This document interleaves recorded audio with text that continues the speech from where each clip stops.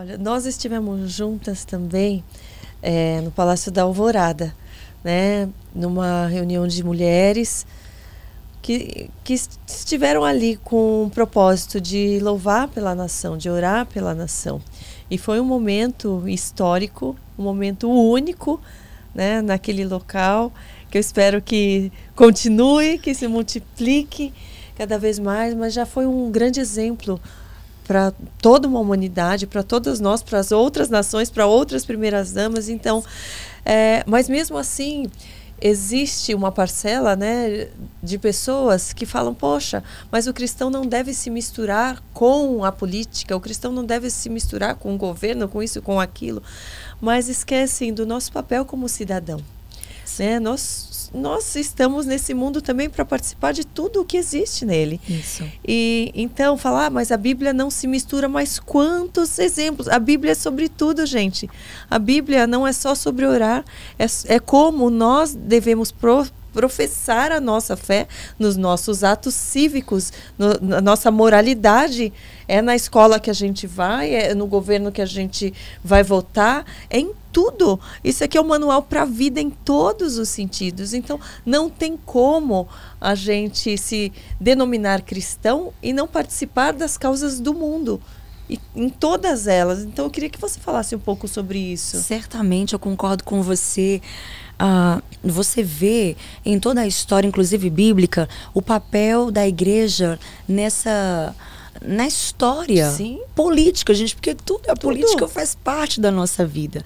Eu acho que o que nós temos enfrentado no Brasil é toda essa crítica, né, e essa avalanche de críticas mesmo. Que sobre... não pode misturar uma coisa com outra. Eu acho que as pessoas, elas não entendem o espírito profético da coisa, porque o profeta, ele não senta na mesa para comer o banquete do rei. Ele entra para denunciar o rei. Uhum. Ele entra para confrontar.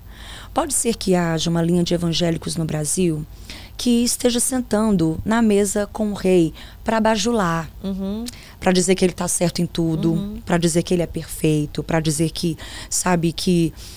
Enfim, acho que bajulação é a palavra. Mas nós temos sido, eu vejo isso, temos sido mulheres, estávamos ali naquele momento como mulheres para realmente chamar a responsabilidade. Eu amei como vocês finalizaram um podcast recentemente, né, enquanto vocês entrevistavam o nosso atual presidente, e eu amei quando o Theo Hayashi finalizou: presidente, nós te honramos, nós te respeitamos, nós oramos por você, né? Mas a nossa esperança está em Jesus. Né? E é isso. Nós precisamos, de fato, como igreja brasileira, né, em todas as denominações, fazer isso. Honrar os nossos governantes, mas adorar a Cristo.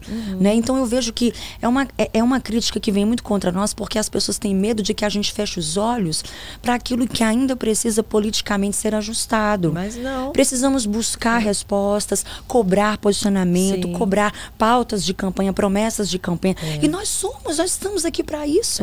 Não é só para adorar e idolatrar. Ou para estar na casa. Não, nós estamos... E para defender ferrenhamente o nosso voto, né? Porque nós acreditamos em que alguns candidatos, deputados federais, estaduais, senadores, que eles, o pensamento deles mais se alinha com aquilo que nós acreditamos. E é lógico que nós vamos defender isso. Imagina se nós vamos abrir mão disso, né? Mas eu queria que as pessoas que nos ouvem, que nos assistem agora, estivessem seguras de que nós não estamos de olhos fechados. De que nós não estamos para nos deliciar, sabe, com os banquetes e fechar os olhos para aquilo que nós precisamos, na verdade, abrir, né? Defender o pobre, buscar realmente igualdade, ainda que pareça uma utopia. Nós precisamos proporcionar isso, nós precisamos lutar pela causa, a verdadeira religião, que nem um momento fala de estar na igreja falando em línguas e cantando canções por 4, 5 dias, mas defendendo a causa do órfão, do pobre, da viúva. E nós estamos tendo acesso à presidência, tendo acesso a essas figuras de autoridade para cobrá-los isso. É por isso que nós estamos defendendo esse lugar e vivendo momentos como esse que a gente já viveu. Sim, e a gente estava comentando da importância da união da igreja também. Isso. Né, nesse momento. Isso. Em que, independente de placa, independente de denominação, estão juntas. Né? Católicos, inclusive. Exato. Não é? Meu Deus do céu. Houve um tempo em que nós estivemos assim, nos degladiando, mas hoje, graças a Deus, nós podemos dar as mãos. Sim. Porque realmente temos vivido um tempo, ainda que a gente fale de esperança, mas a gente precisa entender também que são tempos de pressões. Sim. Grandes pressões que estão sobre nós, né? E que existe uma pauta global que quer se estabelecer, que é tão do espírito do anticristo, e ela está aí, ela está nas escolas, ela está na cultura, ela está em todos os montes da sociedade, em todas as esferas. E eu fico muito feliz que, ainda que nós não estejamos tão em unidade, porque dentro da igreja existe outra linha, outro pensamento, e tá tudo bem, deixa pensar em é o espírito da democracia, inclusive dentro da igreja. Você quer votar em outra pessoa, pensar de outra forma, é o teu direito. Sim. Sabe? Nós também estamos aqui para defender o nosso direito, Sim. e o nosso princípio, e o nosso valor. E como eu te falei ali, antes da gente vir aqui para a gravação, eu fico feliz que a gente esteja dando as mãos, em grande maioria, politicamente, mas que isso se dê em muitos outros momentos da história, né? Que Cristo possa nos unir, porque inclusive a gente não tem acesso a muitas orações que Jesus fez, mas em João 17 a gente sabe que ele pediu para que nós fôssemos um. Sim. Então, se a política está nos unindo, que Cristo nos una muito mais. Amém. Imagina se no Brasil nós tivermos uma igreja que esteja de coração unido por causa de Cristo. O que a gente não vai viver? Amém. Meu Deus, Babel traz ali em Gênesis 11 um princípio muito poderoso, né? De que se vocês tiverem unidade, ali foi uma unidade para o mal, mas eles conseguiram. Né? Eu me lembro em Fortaleza, né? Ainda morava em Fortaleza, um dos maiores assaltos da história do Brasil, o assalto ao Banco Central de Fortaleza. A unidade daquele bando. Sim, sim. Meu Deus, Karina. Pois é. Imagina se a gente entende o poder da unidade. Por isso que Jesus fala, o mundo vai conhecer vocês. E o mundo vai conhecer a mim e ao Pai, quando vocês forem um. Sim. É que, assim como tem, né, o poder da unidade em Cristo, tem o poder da unidade para o mal, como você falou. E através de tantas pautas é isso que a gente tem visto, e por isso que nós como cristãos devemos nos unir ainda mais, nos fortalecer ainda mais. Porque o mal está também, né, numa guerra espiritual muito forte. E numa progressão, né? A gente vê a questão da infância, trabalhando em todas as esferas, né?